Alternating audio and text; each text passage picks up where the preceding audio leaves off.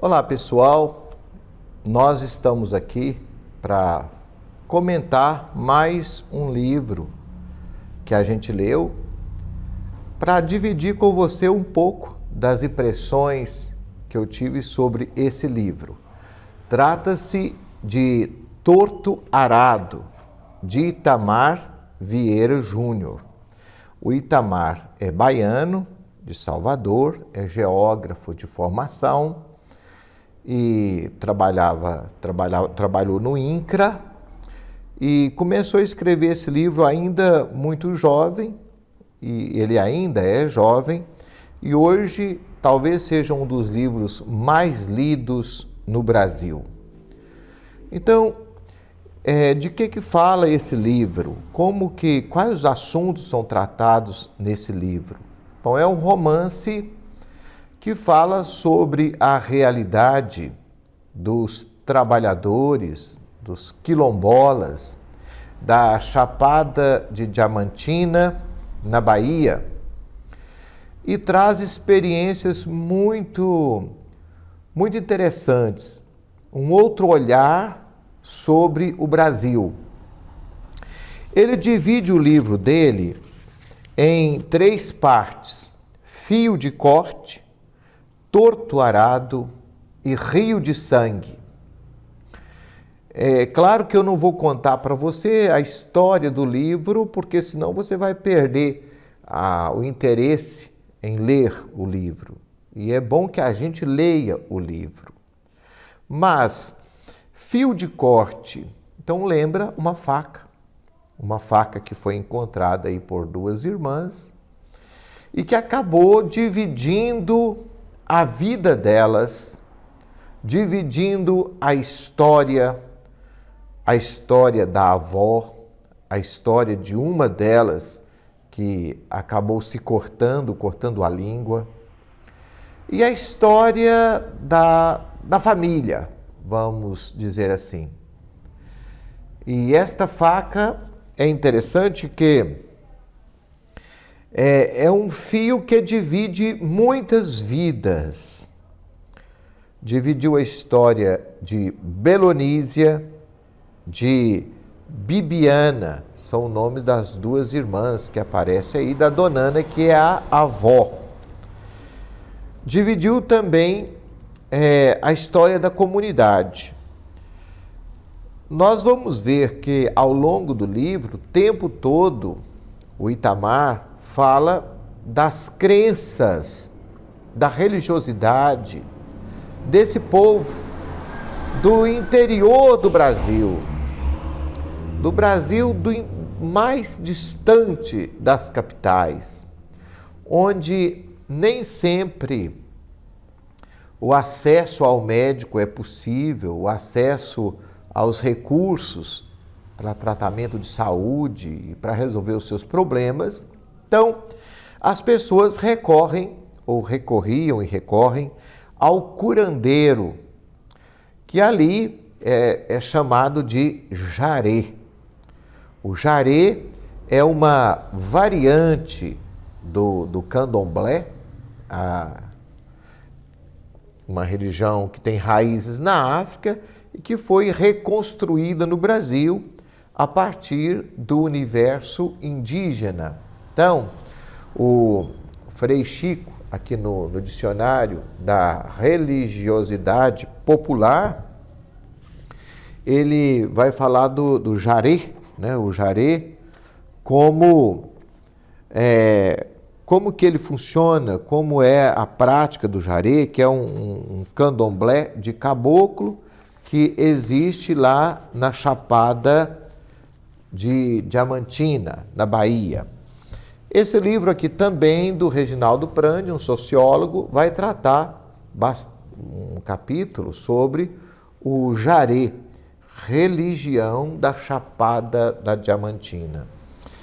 E como acontece nessas religiões, onde alguns elementos se fundem, quer dizer, os elementos da cultura iorubá, da cultura banto, da cultura indígena, católica. Então nós temos também figuras de santos católicos, ao mesmo tempo no sincretismo, visto como orixás ou guias. E aqui nós temos, inclusive, a festa de Santa Bárbara, que é a santa de devoção de um dos personagens principais do texto, José Alcino da Silva, chamado Zeca do Chapéu Grande. E fala, inclusive, que ele chega à festa de Santa Bárbara, está aqui na página 106, em dezembro, que a festa de Santa Bárbara é dia 4 de dezembro. A história de Santa Bárbara é uma história meio envolta em lendas e fatos que ela teria vivido lá pelo ano 230, mais ou menos, na atual Turquia. Era uma moça muito bonita, de família muito rica, e o pai, para preservá-la do mal, trancou ela numa torre. Depois, acabou descendo com a filha da torre para que ela conhecesse alguns pretendentes, mas ela não quis se casar com ninguém. Então o pai voltou com ela para a torre, e aí a essas alturas ela já tinha conhecido o cristianismo, então ela mandou fazer 3 janelas na torre em homenagem à Santíssima Trindade. Quando o pai voltou de viagem, viu que a filha havia se convertido ao cristianismo, ele decapitou a filha. E nesse momento da decapitação, ele teria sido atingido por um raio. Então, Santa Bárbara é invocada até hoje como aquela que nos protege contra os raios e as tempestades. Ela é representada com um cálice na mão e também com uma torre atrás, que é a torre onde ela foi presa, e também com uma espada para representar o martírio dela. Na variante aí da mitologia iorubá, ela é Inhaçã, também aquela que protege, está ligada às chuvas, às tempestades, aos raios. E na mitologia banto é chamada de Matamba, é a mesma personagem. Aí não se trata de um orixá, mas um inquice. Então aqui fala, em dezembro caiu um aguaceiro com trovoada, bem no dia da festa de Santa Bárbara. Dona Tonha trouxe as vestes guardadas e engomadas do ano anterior para o jaré. E meu pai, quanto mais velho ficava, mais envergonhado parecia por ter que vestir com saia adé. Então aqui é um ritual, o pai é aquele que recebe o encantado, um curandeiro, porque lá no jaré não se fala pai de santo ou babalorixá, mas fala-se curandeiro. E o encantado é um ancestral, ou forças ancestrais, antepassados da tribo, que teria ido para o mundo espiritual sem conhecer necessariamente a morte. Então, aqui há uma comunicação com o mundo dos encantados. E a festa de Santa Bárbara é uma festa importante por causa dessa mistura aí do sincretismo religioso, né? Isso acontece no Fio de Corte, que é a primeira parte, quando ele conta histórias das 2 irmãs, a tragédia que aconteceu e tal. Na segunda parte do livro é o Torto Arado. O Torto Arado, é interessante que esse nome chama a atenção da gente, né? O torto arado, porque o arado, ele é um instrumento antigo, ligado à agricultura. E para que ele funcione, ele tem que ser torto. Ele é puxado por bois ou por animais e vai abrindo sulcos na terra, onde a semente vai ser colocada para a plantação. Na página 127, ele menciona o arado, dizendo o seguinte: ainda recordo da palavra que escolhi, arado.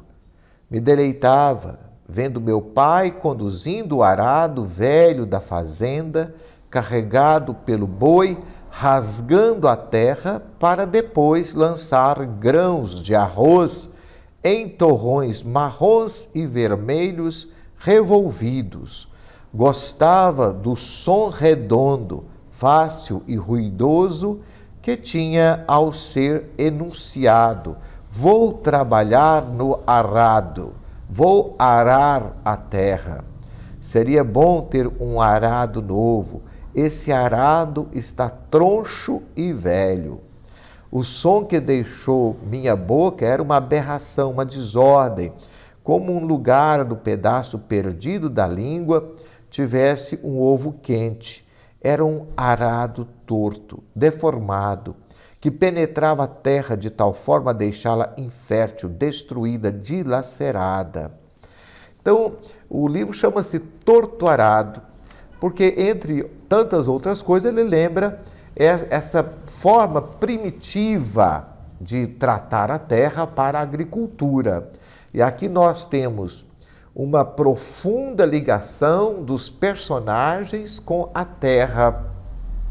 E aí nós já entramos na terceira parte do livro, que é o Rio de Sangue. Porque esse povo chegou ali, para sempre morou naquela terra. A terra não era deles, mas os donos da terra sempre moravam na cidade, ninguém nem sequer conhecia direito. Só que eles eram proibidos de uma série de coisas, inclusive fazer casa de alvenaria, para que não durasse, para que não caracterizasse a posse da terra. Era negado a eles o direito de ser quilombolas, e um dos primeiros líderes que aparece ali, conscientizando a comunidade, ele vai ser morto, né, numa emboscada. E aí vem o Rio de Sangue, que é o eterno conflito da terra, que sempre existiu no Brasil e ainda existe no nosso país. A terra é o local da disputa. Quem trabalha a terra necessariamente não é dono dela. E quem é dono nem sempre aparece. Nós vemos aqui então um eterno conflito entre essa questão da terra e a religiosidade que está sempre presente também na vida desse povo. Isso você vai perceber ao longo do livro todo, né? O livro Torto Arado é um livro que mostra o Brasil, ou a formação do Brasil. Nesse sentido, ele combina também com outras literaturas que eu tenho comentado aqui, né? O Guimarães Rosa, que fala do sertanejo, que fala do jagunço, lá no Grande Sertão, e combina com outras literaturas que também tratam desse assunto. É o Brasil falando do seu interior, e não é uma visão das elites carioca, paulista ou até estrangeira falando sobre o Brasil, mas um Brasil que se mostra nas suas dificuldades, na sua compreensão da vida, do que é sagrado ou não, a falta de assistência, o distanciamento do poder, a ausência do Estado, a violência constante. Claro que o livro não é um livro chato, é um livro gostoso de se ler. Ele trabalha essas questões com muita poesia, com muita delicadeza, e mostra também uma coisa que chama atenção: a força das mulheres. As mulheres são as narradoras do texto. E quem conhece um pouco essa realidade, a realidade do interior, sabe o quanto as mulheres são realmente fortes, que tem que criar família, cuidar da casa, ainda trabalha na roça e às vezes tem que aguentar ainda o marido que, por causa do machismo e da nossa formação do país, trata a mulher como um ser inferior. Temos visto, inclusive, ultimamente, o crescimento do feminicídio, para a nossa vergonha, né? Para a tristeza nossa. Então, sugiro para você a leitura de Torto Arado e sugiro também que procure conhecer um pouco mais, sem preconceito, esse universo religioso que tanto marcou e marca ainda o nosso povo, muitas vezes sem acesso às informações ou aos recursos de saúde e tal, e tem que recorrer às suas crenças populares para poder resolver seus problemas. Um grande abraço, espero que você tenha gostado desse comentário. E se você gostou, compartilhe, mande para um amigo. Eu agradeço muito. Fique com Deus.